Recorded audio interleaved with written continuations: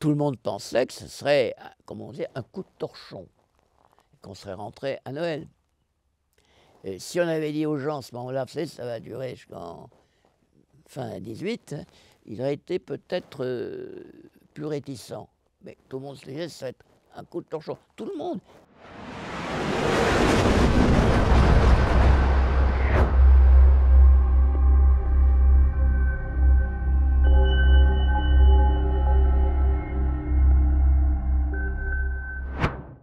Bonjour à tous, nous sommes le 11 novembre. Peut-être êtes-vous, comme des milliers de Français, bien au chaud devant votre télévision, à suivre les commémorations de l'armistice de 1918. Ou peut-être participez-vous vous-même à une cérémonie quelque part devant un monument aux morts. Cette date, c'est plus qu'un repère du calendrier. Elle raconte l'histoire contemporaine de la France, de notre mémoire collective. Pour certains, c'est un moment de patriotisme et de recueillement. Mais pour d'autres, soyons honnêtes, c'est simplement un jour férié, un mardi sans travail. Mais au fond, que savons-nous réellement de cette guerre? Alors vous me direz Verdun, Meaux, la Marne, les poilus, les tranchées. Mais si aujourd'hui nous allions au-delà des manuels scolaires? Car une question essentielle demeure. Qui étaient ces millions de Français qui sont partis de leur foyer pour aller se battre pour la France? Cet engagement relevait-il du patriotisme, de la naïveté, du courage?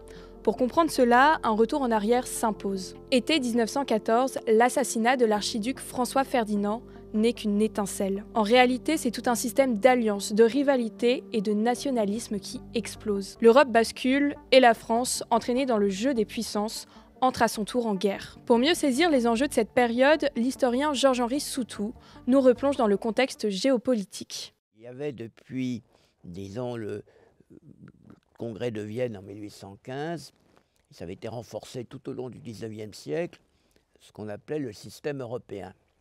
C'est-à-dire que les grandes puissances, les grandes, pas les petites, les grandes puissances s'entendaient entre elles pour que les conflits, qu'on ne prétendait pas éviter, il y a eu des conflits tout au long du XIXe siècle, mais qu'ils restent limités et qu'ils ne débouchent pas sur une guerre générale.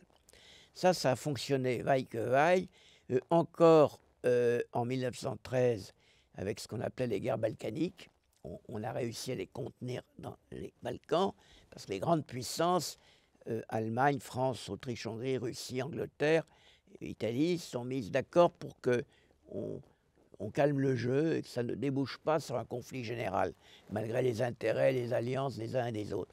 Ce système-là a fonctionné encore en 1913, et puis en 1914, il s'est effondré. Alors, il faut comprendre qu'au début de la crise, c'est-à-dire quand l'archiduc se fait assassiner à Sarajevo, tout le monde pense que ce sera une de ces crises qui finira par se calmer avec une conférence d'ambassadeurs, comme on le pratiquait régulièrement. Là, ça n'a pas marché pour une série de raisons assez différentes, mais convergentes. Première raison, la montée des nationalismes en Europe balkanique et en Europe centrale. Ça, c'est fondamental. Il y a au début du XIXe siècle, un Serbe se disait pas serbe, il se disait chrétien. Bon. Et puis, au début du XXe siècle, un Serbe se dit certes chrétien, oui, mais serbe, ce qui est autre chose, et plus nationaliste, si vous voulez, plus incisif. Bon. Les Russes et les Allemands, chacun de leur côté, ont également développé une politique extérieure de plus en plus audacieuse. Agressive, c'est pas exactement le mot, mais de plus en plus exigeante, de moins en moins patiente. La Russie, c'est moins connu, mais c'est tout à fait évident. À mes yeux, la Russie est la première responsable, pas la seule, mais la première responsable de la guerre de 14. Je ne peux pas vous faire la démonstration, on y passerait autre temps. Numéro 2 dans les responsabilités, l'Autriche-Hongrie.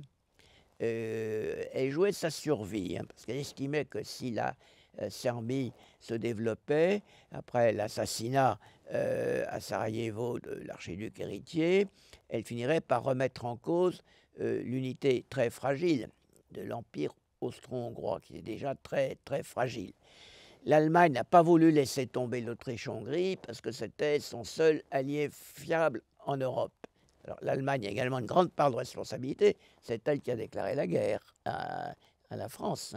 Il ne faut pas oublier ça. Bon. Et donc une grande part de responsabilité. La France a réussi se mettre discrètement en arrière. Mais en fait, si on étudie de très près ses relations avec la Russie à partir de 1913, les deux pays, Russie et France, se sont un peu, je dirais, poussés au crime sur le thème. On a reculé à plusieurs reprises lors des grandes crises européennes précédentes. La prochaine fois, on ne recule pas. Et les Français ont donné aux Russes, je ne dirais pas un blanc-seing, ça serait excessif, mais des encouragements. Ça, c'est prouvé. Hein, bon. Et à partir de ce moment-là, le concert européen, c'est ce qu'un de mes professeurs appelait assez justement l'éléphant sur la balançoire. Bon, ça marche. Guerre de Crimée, 1854, ça marche. On arrive à conclure la paix en 1856. Différentes guerres dans les Balkans, conflits, ça marche. Et puis, chaque fois, il y a un éléphant de plus qui saute sur la corde. Puis, en 1914, on se retrouve avec 3 ou 4 éléphants sur la corde, et là, il casse. L'Angleterre ayant, elle, péché, si j'ose dire, par omission, en refusant de dire assez tôt qu'elle ne tolérerait pas que la France soit envahie. Si les Anglais avaient été, au début de la crise de juin-juillet 14, beaucoup plus nets, ils étaient divisés entre eux. Si le gouvernement britannique avait été plus net, je persiste à penser, mais on ne peut pas le prouver, c'est une hypothèse, que le gouvernement allemand y aurait regardé à 2 fois avant de déclencher une guerre européenne. 2 août 1914, les cloches résonnent dans toute la France, mobilisation générale. En quelques jours seulement, 3 millions d'hommes rejoignent leur régiment. Beaucoup pensent que la guerre sera terminée à Noël. Personne n'imagine encore les tranchées, la boue, les gueules cassées. Georges-Henri Soutou revient sur cette mobilisation. Il y a d'y avoir des élections au mois de mai, avril-mai, et ils ont eu la victoire avec presque un tiers des députés, enfin un nombre considérable des socialistes.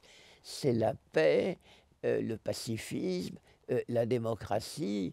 Extrêmement loin ce qui va se passer quelques mois après. Les partis, je dirais, plus conservateurs, pas forcément nationalistes toujours, mais disons plus méfiants devant la montée en puissance du Reich allemand de Guillaume II, ils ont perdu les élections de mai 1914. Donc, le gouvernement qui fait face au début de la guerre, le gouvernement est un gouvernement de gauche. Viviani, le président du Conseil socialiste, le gouvernement est soit essentiellement radical socialiste, hein, des différents partis disons de gauche, en gros. Bon.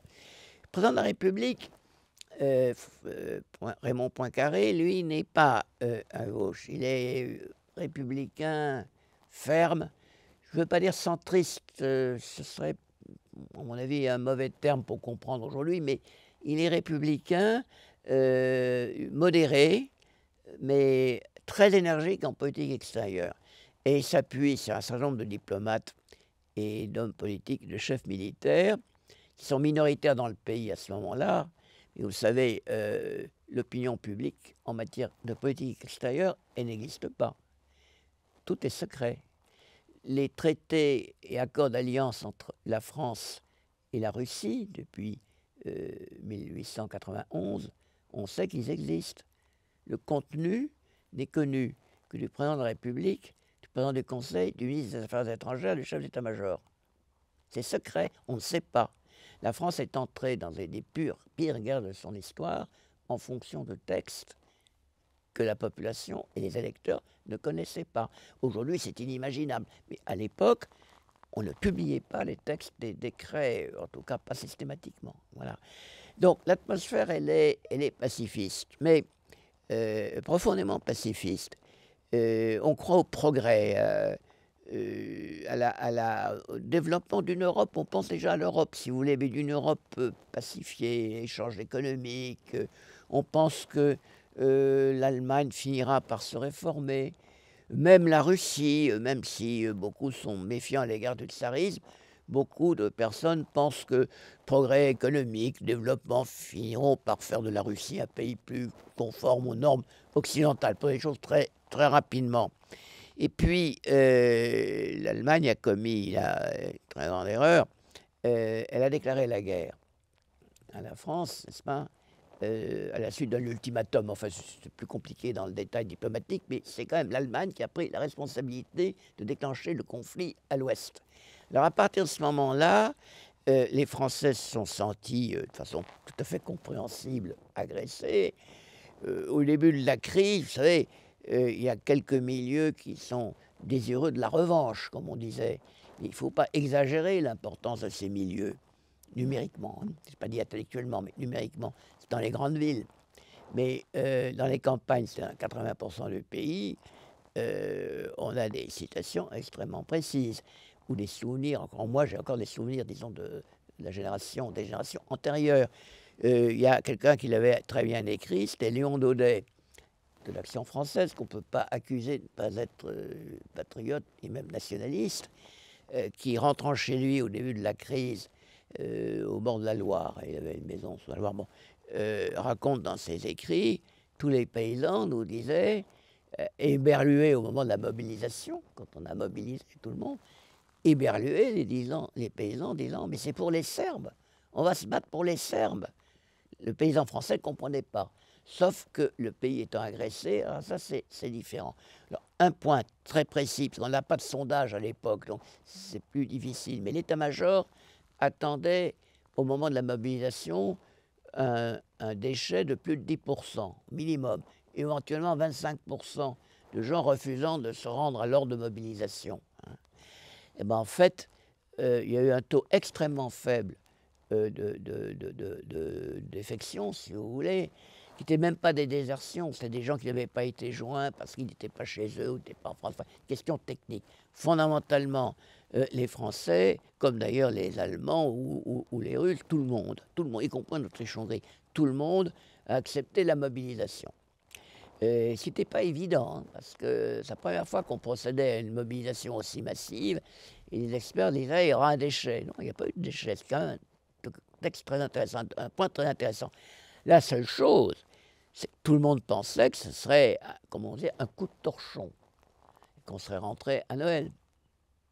Et si on avait dit aux gens à ce moment-là, vous savez, ça va durer jusqu'en fin 18, ils auraient été peut-être plus réticents. Mais tout le monde se disait que ça va être un coup de torchon. Tout le monde, y compris les chefs militaires, les hommes politiques. 3 mois, bon, puis on rentre chez soi et on fait la paix. Enfin, voilà. Ces hommes n'étaient pas des héros, c'étaient des Français ordinaires, propulsés pourtant dans l'impensable. Parce que leur histoire mérite d'être racontée, j'ai choisi de réaliser un documentaire sur les poilus, sur leur engagement, sur leur patriotisme et la manière dont ils ont défendu le pays, ainsi que l'héritage qu'ils ont laissé aux nouvelles générations. Ce documentaire, vous pourrez le retrouver très prochainement sur l'application Omerta.